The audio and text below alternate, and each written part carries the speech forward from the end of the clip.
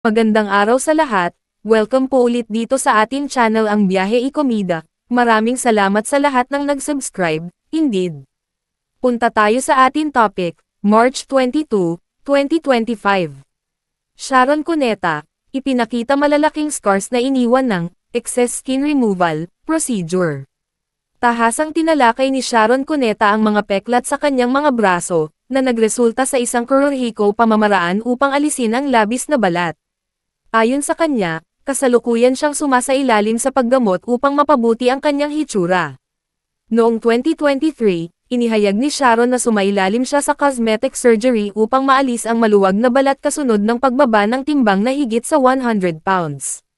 Sa isang pagbisita kamakailan sa kanyang dermatologist na si Dr. Ivy Teo, ipinakita ng megastar ang kanyang peklat, tulad ng makikita sa isang video na ibinahagi sa Instagram page ni Teo noong Huwebes, March 20.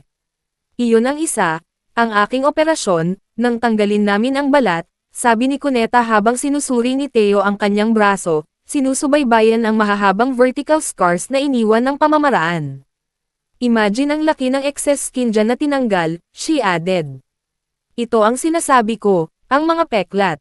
Sana may treatment na tayo. Pagkatapos ay naidokumento ni Teo ang mga paggamot na isinagawa niya upang makatulong na mabawasan ang pagkawalan ng kulay at mapahusay ang pangkalahatang kalidad ng balat ni Sharon.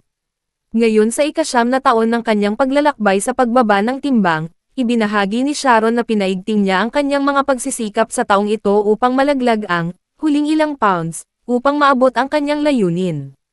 Bilang karagdagan sa pagkakaroon ng labis na balat sa kanyang mga braso na tinanggal, siya din ay nag-underwent ng isang birth-at-loas pagbabawas ng pamamaraan, na nagpapaliwanag na ang pagbaba ng timbang ay nag-iwan sa kanya na may halos maluwag na balat.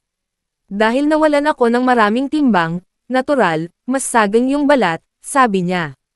Ang payat-payat ko na, ang laki pa ng balat. So, ipinatanggal lang yung extra skin, yun lang. At ayaw kong itago ito. There's no reason hindi naman nakakahiya, she added.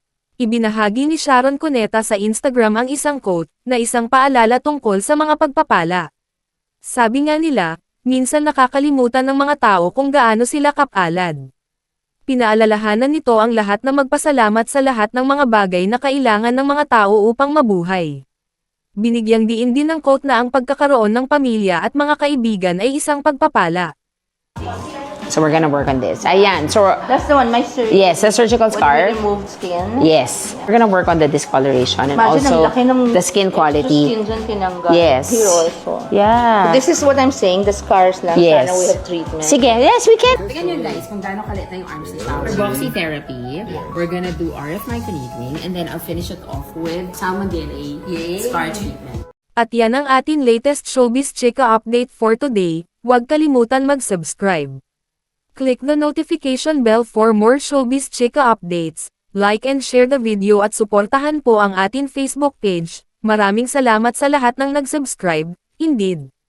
Magandang buhay sa lahat, adios!